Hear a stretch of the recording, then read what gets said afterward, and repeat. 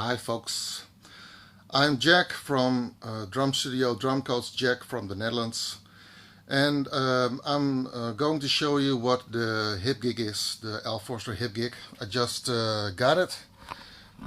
This is the one. It's in the bass drum is in a big bag, and when you take off the front of the bass drum,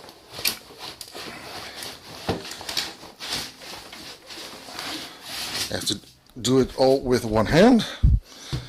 Then you have the cover with the toms in it. The toms, two toms, the 10-inch, the 12-inch tom, and the 14-inch tom, and the 13-inch snare drum. And the bass drum is over there, 18-inch by 22-inch deep. So all you have to carry with you is this one, the bag with the hardware, and a bag with cymbals. A couple of weeks ago I added a 10-inch tom. I bought it from a guy who also owns an Hipgig, Al Foster Hipgig, and he uses the 12-inch tom or the 10-inch tom, but he didn't care whether to use the 10-inch or the 12-inch, so he sold his 10-inch to me. And another German drummer is going to sell his 8-inch Rick Maroda Hipgig, YAMAHA Hipgig tom to me in the same color, in the beautiful white marine pearl. So I'm very excited about it. So what I'm going to do, I'm going to set this camera, the marvelous Zoom Q4, on a stand over here. Maybe you want to look inside my little drum studio. Oh, other way. Two Zoom recorders, Zoom R24. This is my beautiful Yamaha recording custom kit. Yamaha doesn't produce it anymore, or maybe better to say Sake doesn't produce it anymore for Yamaha. I'm very fond about this. It's a beautiful sound. I like it very much. And when I play large gigs, I use maybe Yamaha don't like this when I say this. Then I use 20-inch by 17-inch deep Noble & Cooley CD maple bass drum. Small, thin shells, and it blends very good with the birch Yamaha recording custom toms. You have to hear it. Everybody says, "Hey man, where is the mic?" But I don't have a mic in the bass drum because I don't need it. In the meanwhile, I'm going to talk, unpack the bass drum. So this is the bass drum. As you can see, I removed the lid.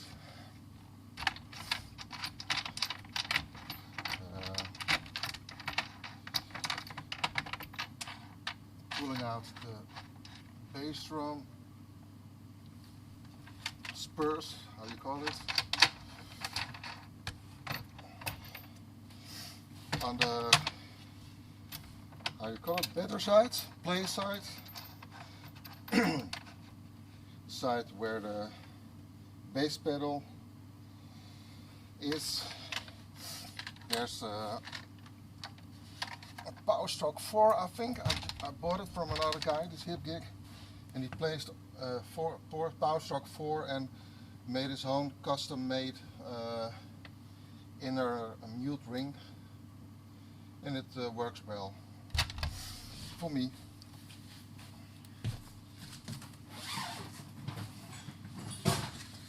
The most jazz players like the boom boom sound with a long sustain for the bass drum, but I don't like that. So I put a little cushion in it, small cushion. No hole in the front, as you can see. Before I had this Hipgig, I had a YAMAHA Hipgig in cherry wood and added an 8-inch tom and a 12-inch tom. Beautiful kit also, but I missed the lows in it. I missed the lows in the bass drum. So I sold it and I bought an Al Foster kit instead of it. I have to put out my iPhone first so I won't be disturbed.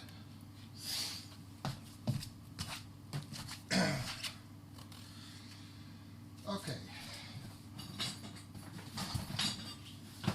Bass drum riser. Bass drum feet. So, my opinion is that this bass drum was 18-inch by 22-inch deep. Has a more as a fuller tone. I like it very much. Better than the Rick Morata. It's also a cool kit, but when I play a kit, I want to feel the lows of the bass drum, and this one does it. So you add the bass drum riser, and the cool thing about this bass drum is I didn't knew that there are two extra feet to stabilize the bass drum. I hope you can see it all. So I'm going to put this in position.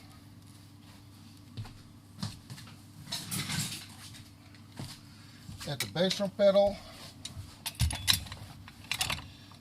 always want the beater in the middle of the head, somewhere like this.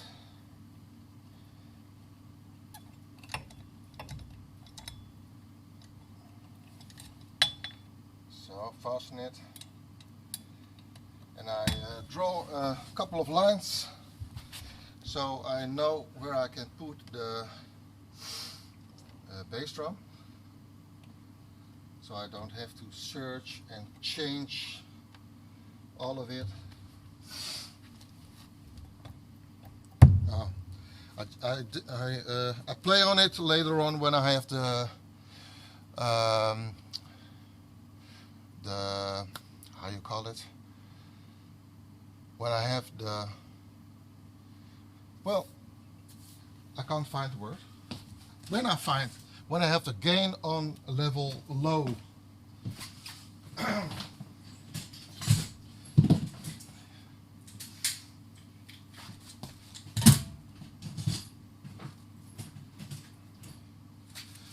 So first what I'm going to do is, because it's a little bit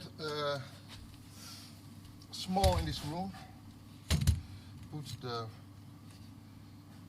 front feet through this cymbal stand.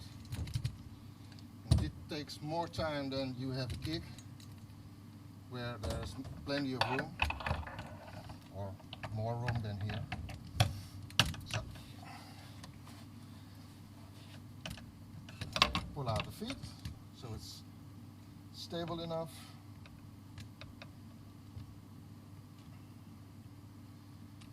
Okay.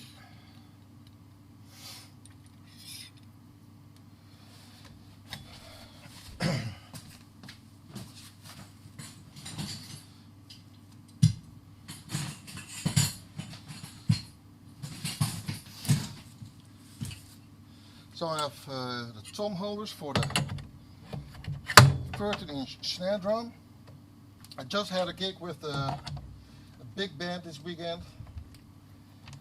The bass drum was very, very good. It sounded very good. All sounded good from this kit. And the snare drum has a lot of deepness there where we played.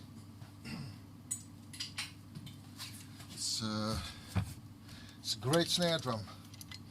The 12-inch snare drum who is delivered with the Rick Maroda kit is also very good, very funky, a lot of highs, but I like this one better. The other one is very good for funky stuff where you need a lot of highs in the snare drum. As you can see, I don't use the original tom arm which you have to use here, because I have two toms, because I added a 10-inch snare drum, tom.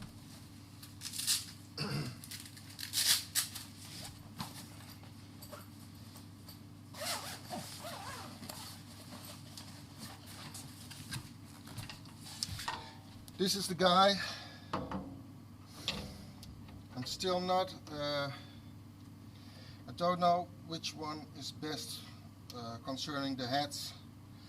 I had white coated emperors on it, and now the clear emperors, because yeah, it's a little bit more clear, the sound. So I'm going to unpack this cover. First I have to add the 12-inch tom, otherwise the 14-inch tom cannot be placed on the bass drum. So this is one.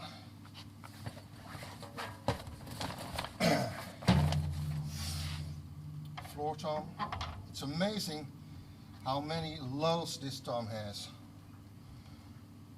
It's great. You have to protect the toms and the snare drum, just place this one between it. It's all added, all in the kit.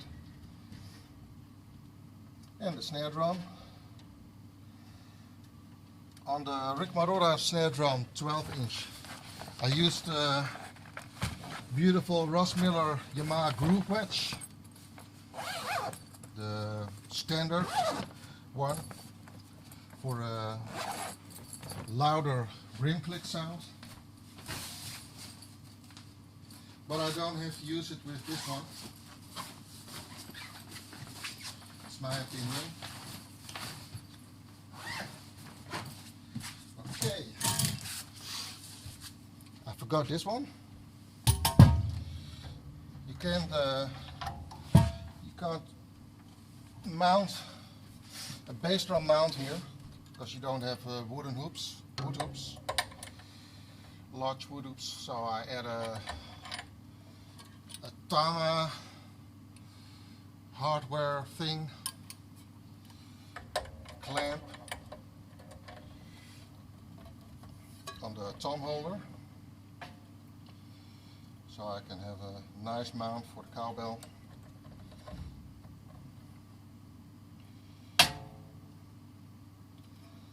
Like this, maybe a little bit higher.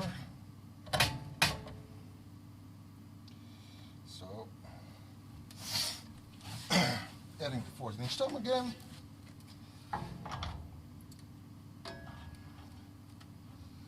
Be sure not to scratch something. I add also this clamp, also from Tama.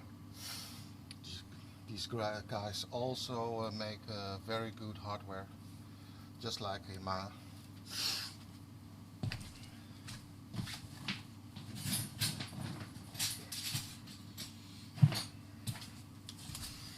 Here I have the straight stand. It's the original one, who's been delivered with the Al Foster Hipgig. So on the Rick Maroda Hipgig you have two simple boom arms, holders, how do you call it? Problem is a little bit that there's too much weight on the bass drum.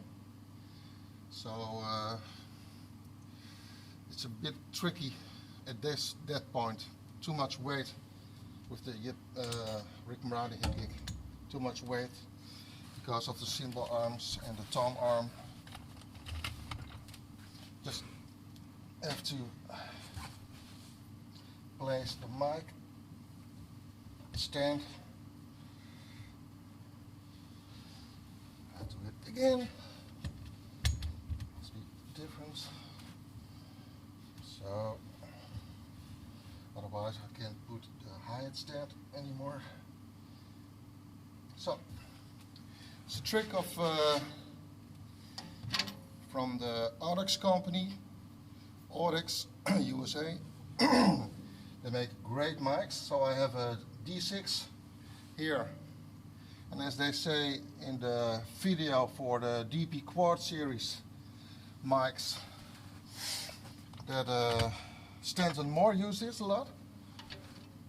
The mic on this side. This is the i5 Audix mic for the snare drum. Just put it over here. Great mics, beautiful mics.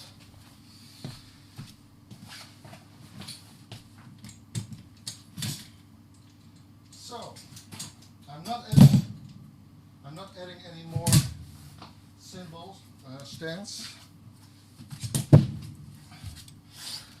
This is another stand. Don't know exactly which one this is, but it's also from Yamaha. As you can see, I don't have a lot of space here. Just checking now what you can see. Maybe I've changed the angle of the camera a bit. Yes, that's better.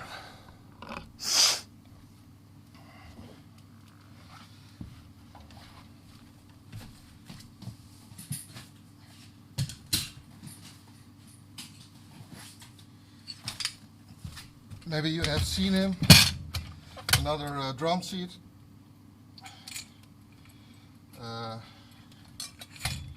There's a drum seat delivered with this kit. The Rick Murata kit has some kind of box, a drum stool, where you can put in all the hardware that's delivered with the Rick Murata Hipgig. Unfortunately, they don't make the Hipgigs anymore, so they are very hard to find at this moment. And I had a luck to find one, and another guy had the luck to find one, and that was my Rick Murata Hipgig. I had two of those. The first one, what I said, I added an 8-inch and a 12-inch tom. And the second Rick Murata Hipgig that I had, I added nothing, because I bought it with an extra additional 8-inch tom. But I sold them both and bought this one in white marine pearl, and another one is waiting for me. I'm not very fond about the color of that one. The guy who sold me that one, you can't believe it, he uses free Al Foster Yamaha Hipgigs. So in every color, in white marine pearl, in gold marine pearl, something like that, and in the color Jaguar. I don't understand why Yamaha made such a beautiful kit. It's such, how do you say it, different color than standard. But on the other hand, when you have a gig, there will be a lot of people who will be very curious about those, about a kid who's very apart. How do you call it? No, I don't know it. So over here, as you know, it's not, cymbals are not delivered by the with the Yamaha with the Hipgigs. I love old case cymbals, early American case, but they are very expensive, the American case, and also the K Istanbul cymbals. But Istanbul has a line, they call it the Agop Signature Series. For a smaller price you have the sound of old case. That's my opinion. So I like it very much. I like very thin cymbals, it's very bendable. Over here I have 1970s new beat hi-hat. Thinner cymbals than the newer ones. I have to look my clutch up. My clutch is over here. How was the clutch quite? That's Dutch. Only the Dutchman will understand that little joke. That little jack joke.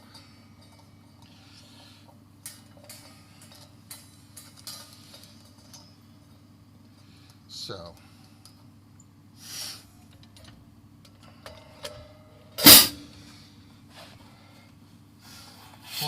For ages I've been searching for a Steve Gadd-like ride cymbal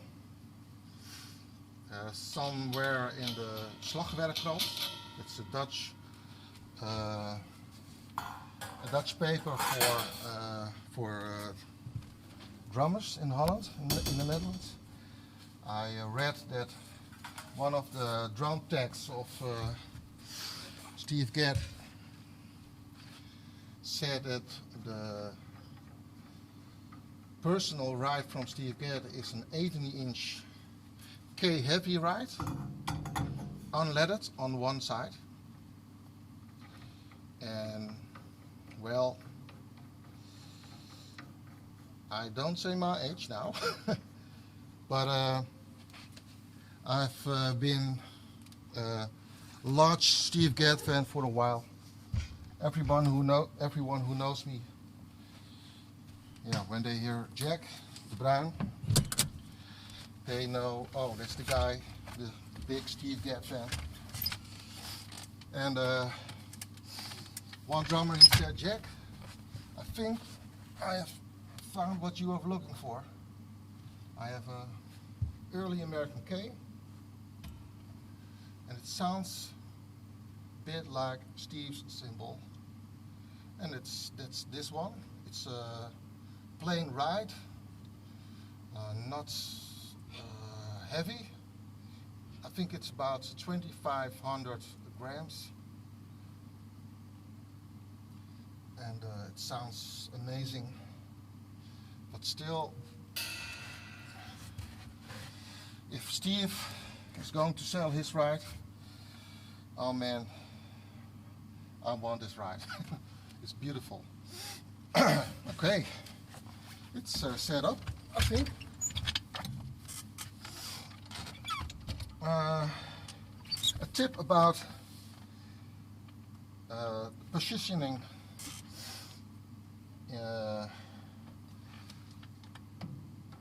seating position. A friend of mine, another drum friend of mine said, he wrote, just sit down, just like you are fishing or what else. In this position with your feet, you must build up your kit. I'm a man with a weak back, so I don't want to sit too far away from the drum set, closer, but not that my leg, this side of the leg is too much in front of it. You have to make 90 degrees, a little bit more with your feet here. That's my opinion. So, it's good. For hi-hats, Whatever you do, it must feel comfortable. Also, the corner from for your legs has to be 90 degrees or more. If you sit too low, you're going to get a back ache, how you call it? Pain in the back. And for the drummers who play heel up when you pull up your leg, this means that your seating position will be lower than 19 degrees, and I don't think that's good. Too high is also not good, because I think you are tending to lean on your pedals, but you have to stay on your drum seat and in a right position. And when you play, you don't have to do much trouble to reach the stuff, okay? So I'm, yes, a couple of sticks.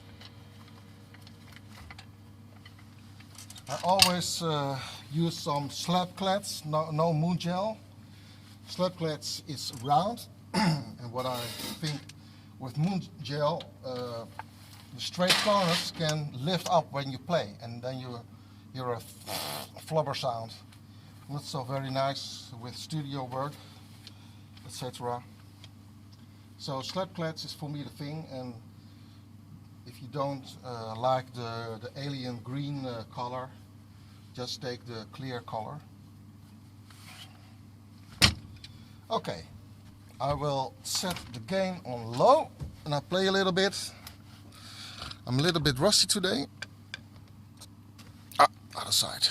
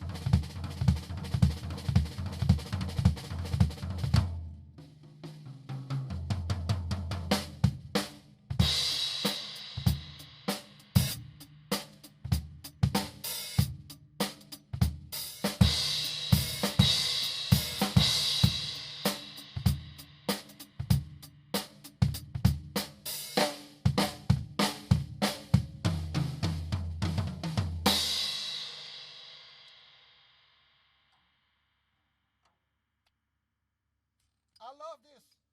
I love this kit. Thanks for watching, guys, and later on I will add some very plain drum grooves, easy drum grooves. Thanks for watching, guys, and excuse me for the bad English and the us.